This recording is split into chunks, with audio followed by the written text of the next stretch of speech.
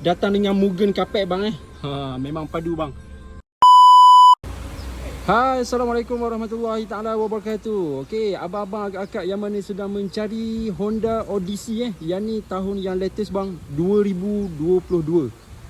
Tahun yang latest guys, datang dengan Absolute EX punya spek dan kelebihan model ni dia datang sekali dengan 360 kamera bang ada 360 kamera bang. Ada Honda Sensing yang ni memang komplit bang Dia punya signal pun dia sequential signal.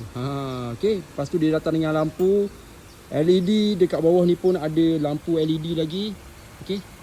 Jom kita tengok bahagian tepi dia. Dia datang dengan rim bersaiz 18 inci glossy black. Sangat lawa bang. Okey. Okey, bahagian tepi dia memang sangat padu.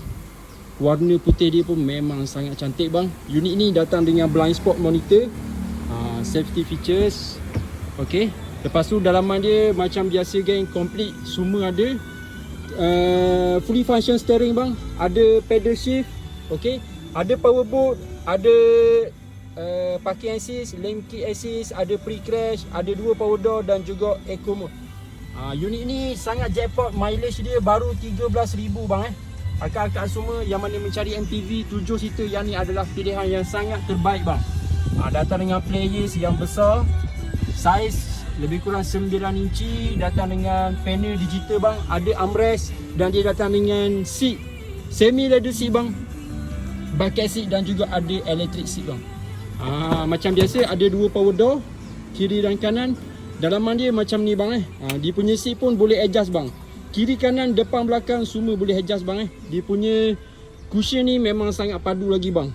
Abang boleh tengok sendiri lah dia punya condition macam mana bang Yang ni grade 4.5, mileage baru 13,000 bang. Dalaman dia memang sangat-sangat cantik. Abang boleh tengok dia punya apa ni, bumbung dalaman dia memang sangat lawa. Dia datang dengan warna cream bang Dalam belakang dia macam ni bang, macam biasa sangat lawa lah untuk Odyssey tahun 2023 2022 sorry bang 2022. Yang ni adalah RC1.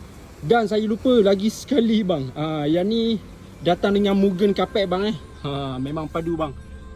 Datang dengan Mugen carpet bang. So yang mana berminat boleh Roger Amin untuk dapatkan unit ni. Sekarang ni unit ni baru je masuk showroom kita. So yang mana berminat boleh contact Amin untuk bantuan lanjut. Okey, assalamualaikum.